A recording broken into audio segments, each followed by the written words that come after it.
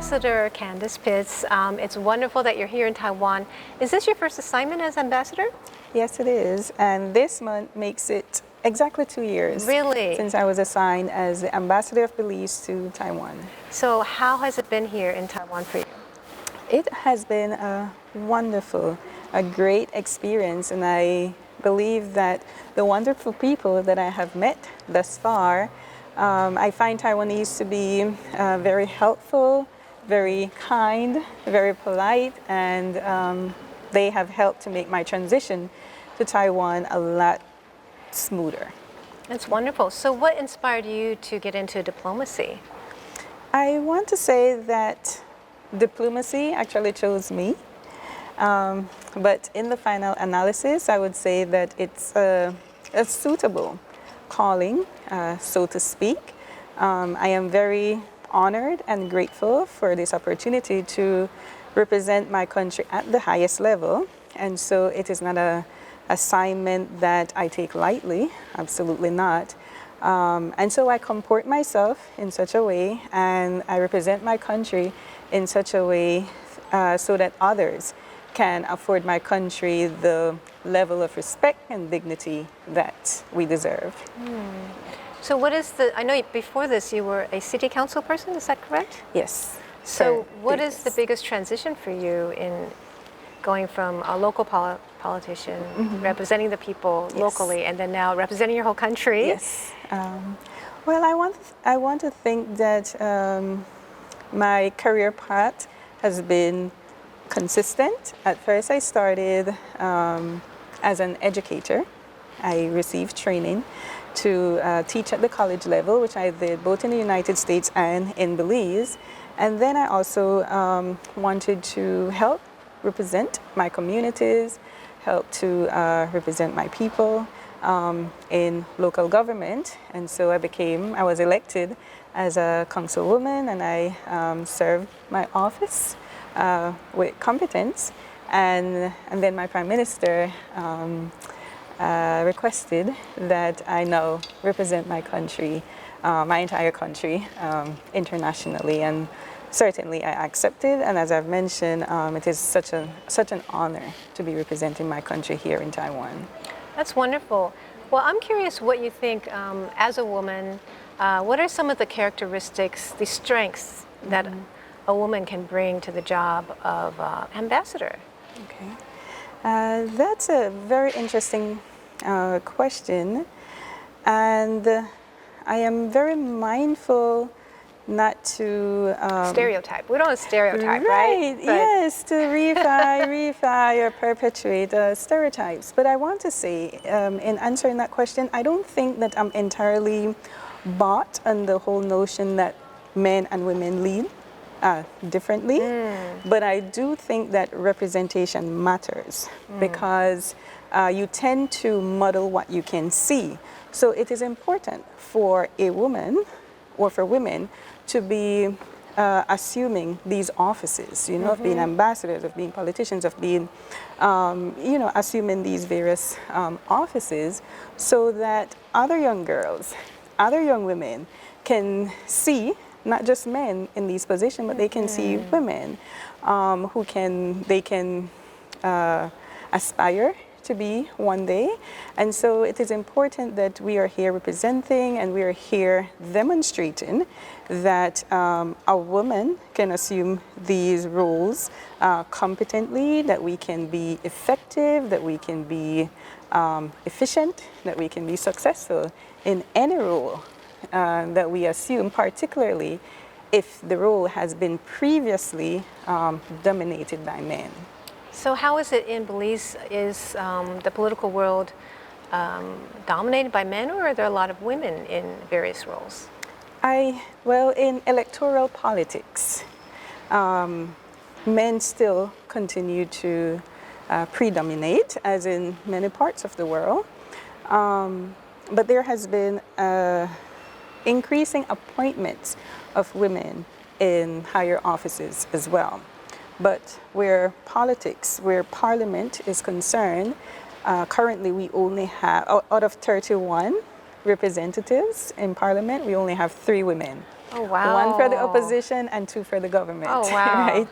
So, yes, We have a ways to go. Yes, we have a long way to go, actually. We have a long way to go. And of course, it's very problematic when indeed more than 50% of the entire population is women, and you have them underrepresented in the highest offices in the country. I don't believe that men can adequately address the needs of women. And so, of course, we continue to advocate, we continue to struggle, to fight for women to be equally represented, or fairly represented in our governance, which is why I think the theme of embracing equity is very important. It is. Well, you're a wonderful, inspiring example of a woman who's succeeded, in education, in electoral politics, now as an ambassador. Can you share some of your own insights into succeeding in these roles? Yes. What has helped you? Well, certainly. It is not as easy as I probably have been presenting it. Of course, there was a lot of struggles, a lot of hurdles that I had to jump over, a lot of obstacles that I had to overcome, starting with me pursuing and attaining a PhD. One, it's very costly. Two, it required many sacrifices. And certainly when I transitioned to politics, it did not get easier. In fact, I want to think that all of the problems and the struggles that I was facing as a graduate student was, all of them were compounded when I entered electoral politics, because politics, I realize, has been designed in such a way to discourage women, really, from participating. What would you say? Why would you say that? Well, I'm not sure if you have heard, if this statement has been made here in Taiwan, but certainly in Belize, and I've heard it in the United States, that politics is a dirty game. And you have to have stamina, you have to have a very thick skin, and you have to prepare yourself emotionally and mentally, because people can get dirty. And even if you have no secrets or skeletons, as people would, some people would term it, your opponent can very well fabricate a lot of stuff that may be demoralizing, that may be humiliating. And so not a lot of women are prepared to endure those kinds of scourge, if you will. And so that was something I had to prepare for mentally and emotionally, and even my family. When I mentioned to them that I was considering, they said, "Are you sure?" Because it's not just you who would be in the spotlight, it's your entire family, the people connected to you, you know? And so they had to also prepare themselves. And then you have the issue of acquiring funding and resources and support, and overcoming the cultural and the social prejudices and expectations and biases. And so I had to do all of that. That's amazing. to first enter electoral politics. Wow. But get this, it was my first foray in electoral politics, but I actually topped the polls. I garnered the most votes, and I want to say it's because I had approached the people with a level of honesty, transparency, and for me it wasn't business as usual. And the platform on which I campaigned was the same platform that I used to serve the people for the entire 3 years that I was in electoral politics, as a city councilwoman. And then I transitioned to diplomacy. As you have rightfully mentioned, I am no longer just representing a city, I am representing the entire country. And so I have to be aware of all the different ministries in Belize, so that whenever I engage in the conversations, whenever I'm promoting tourism, whenever I'm promoting trade and investment, whenever I am promoting cultural exchanges, I can speak from an informed position, and I can also make Belize as appealing as possible so that Taiwanese will be interested in visiting, in investing, in learning more about who we are as a people and as a country. Well, you've come a long way in a male-dominated profession. Can you tell me where you get your sense of confidence to overcome all the struggles and obstacles in your way? I was raised by a very strong woman.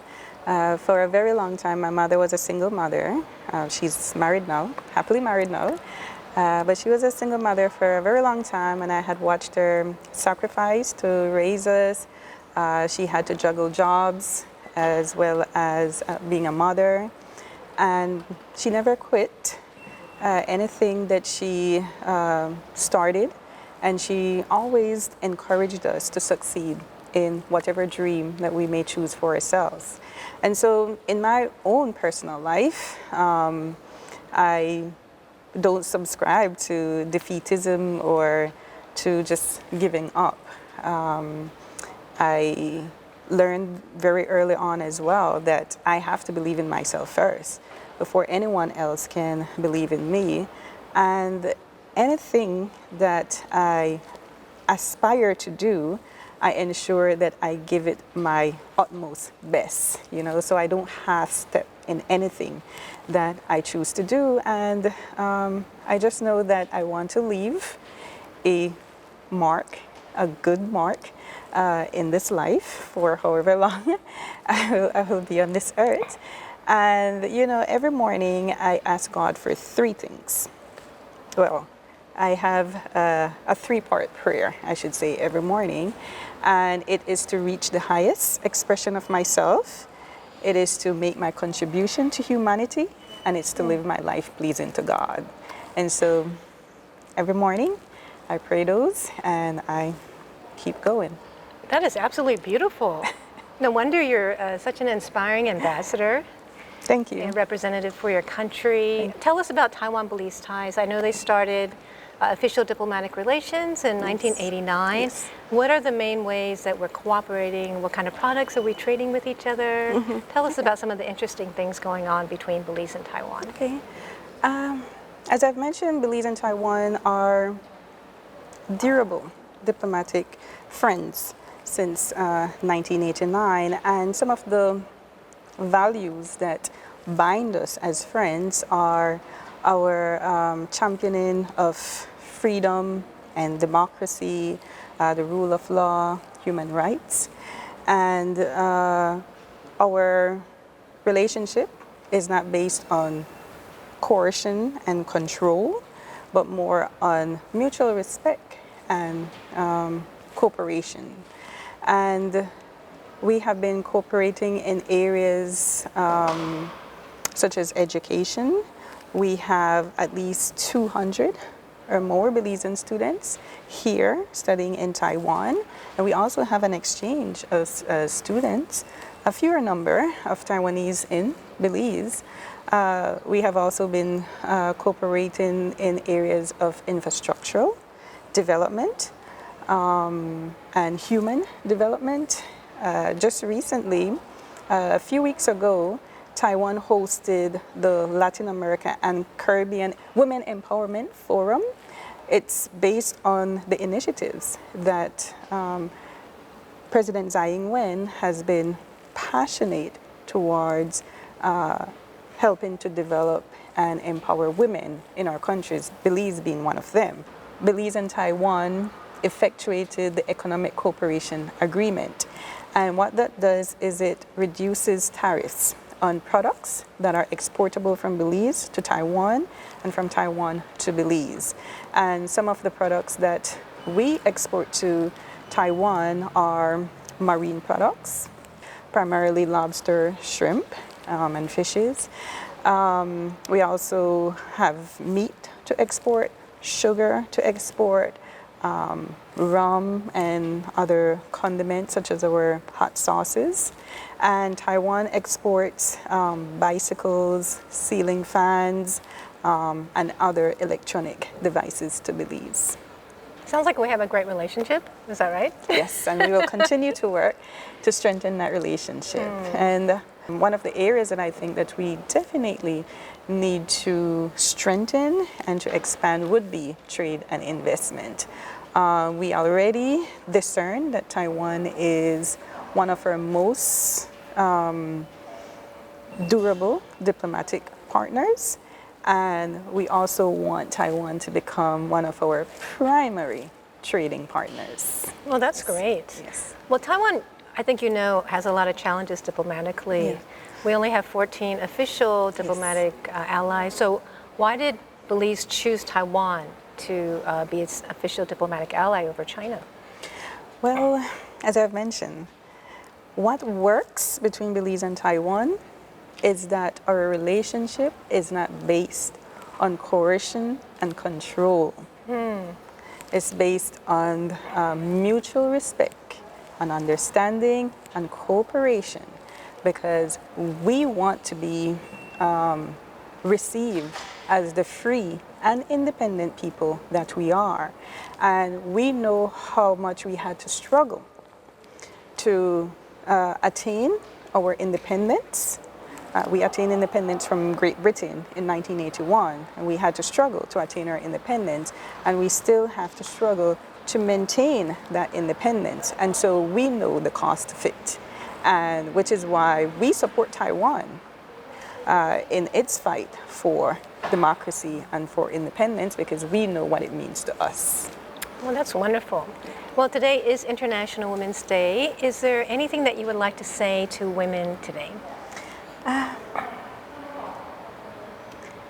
Well, I would first want to thank the women who have been actively involved in the struggle for women's rights and human rights, really, for their active participation in these cultural campaigns, in these social campaigns, in these political movements where the rights of women are concerned. So we want to thank them first for their involvement. And then to women in general, I would say that it begins with us individually. We have to work on ourselves first, on developing ourselves, on empowering ourselves, on ensuring that we condemn whatever social or cultural prejudices or biases or violence that women and girls face in our immediate space first. And then we can reach out to the other women who may not have the wherewithal to do so. But we have to begin with ourselves first, on developing ourselves, on empowering ourselves. And then also, I want to speak to humanity in general, men and women, because I do not want for men to think as though we women are perceiving them as the enemy, because we are celebrating women and acknowledging women doesn't mean that we're devaluing men, you know? We have to perceive each other as natural allies, because no one gender can develop society on its own. But we are saying that for far too long, women have been denied access to spaces, to privileges, to rights, to resources, to support that seems so readily and almost naturally available to men. Mm-hmm. And so if we have to continue to celebrate women and acknowledge their contributions in society to level the playing field between men and women, then we will continue to do so. And of course, this is International Women's Day and International Women's Month. We should be celebrating women every single day. That's true.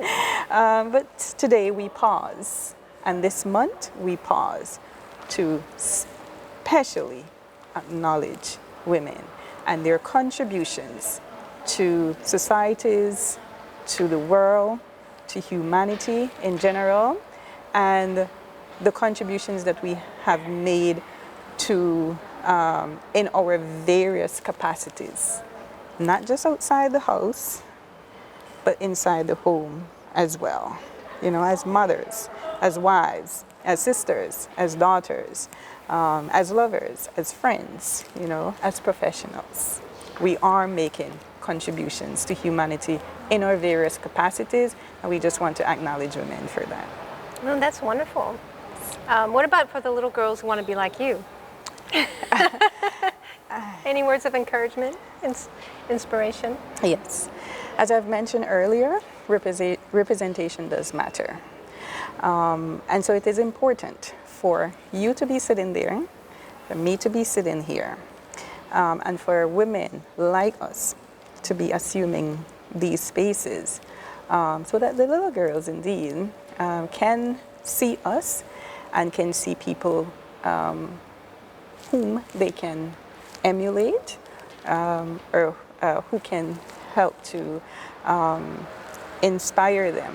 And I would say to those little girls that I was also a little girl once. I was also sitting there looking at other women. And so I'm grateful to those women who came before me, who were able to inspire me. And I hope that I lead in such a way that all of these little girls would know that one day they can also sit here, and one day they can assume these roles and can be as competent, as effective, and as successful as any of us. Well, it's been a joy talking with you and very inspiring. And thank you for the friendship that you're offering Taiwan. I've been speaking with Belize Ambassador Dr. Candace Pitts. She's a wonderful ambassador for her country, and it's been very inspiring to hear about her story and her words for women. And we have a wonderful exhibit here at the National Central Library all of this month in celebration of women. So let's celebrate women every day of our lives, and of course all the people in our lives.